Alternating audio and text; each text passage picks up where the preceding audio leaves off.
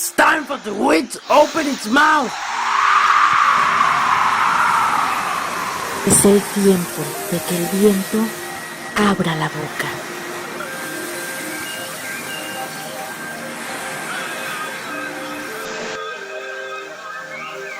It's time for the wind to open its mouth. The girls of kings.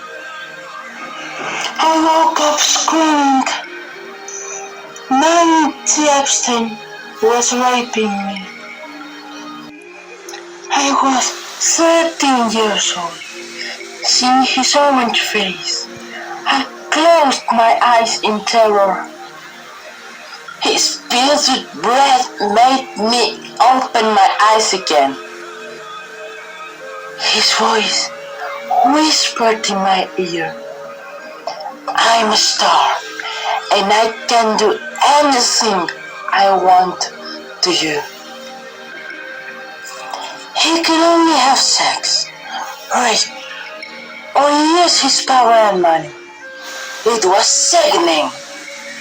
I fainted. In my dreams, I met two girls. One of them was Mikari, from the Navajo Nation tribe of the Taino people of northwest Arizona. Her friend was Flor, the girl from the Tohono O'odham Nation reservation of the southern Arizona desert. The two crossed the border to Plain Sonora, Mexico, and met a shaman named Luna. She was a great spiritual leader of these binational people. She was very famous. All the Tohono O'odham from the Sonoran Desert and Arizona came to see her. Luna introduced them to the spirits of 4 girls who had just been killed. One was Sarah from Palestine. Her mother was killed while trying to get food for her. Sarah looked like a skeleton because she was so hungry. And before she was killed, she was raped by an Israeli soldier. The second girl was Ukrainian. Her name was Elena. She and her father were raped by the Russians. Hunger and sexual violence as weapons of war. The third girl was 16 years old. She was Salvadorian. A military man from Bukala's government raped her, and she got pregnant without being able to have an abortion. When she gave the baby, was stillborn. For that reason, she was imprisoned. The terrible conditions of the prison caused her to fall ill and die. The fourth girl was from the Afro-Mexican community from Mexico. She was kidnapped by a Mexican sex trafficking network.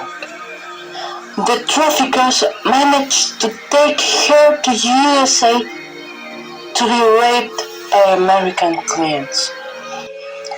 Among them was Donald T. Epstein. The girls began to cry disconsolately for these stories. Their cry was heard by the Navajo gods of war, Nayanazgani, and his twin brother Tobadishini. They promised them that they would look for those dictator kings who sent masked men without identification, without badges, without a warrant, to kidnap.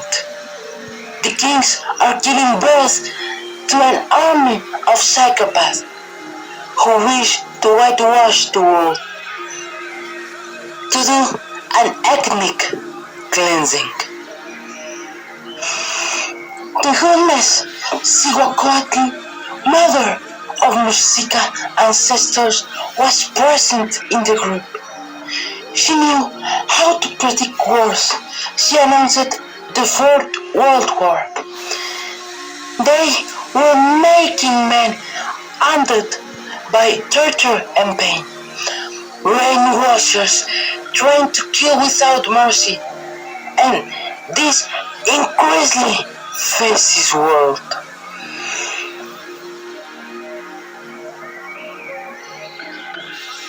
Elena Garro shouted, "No kings! No kings!" Smacked her 14 cats to read "The Day We Were Dogs." Edgar and Poe summoned to the Raven to write alone. Frida Kahlo helped hide migrant children, turned them into trees to put them in her painting, The Wooden Deer, so that the masked US government could not find them when they arrived at the schools. Frida does not want them to be locked in cages. Helen past Garro shouts to those who were trapped.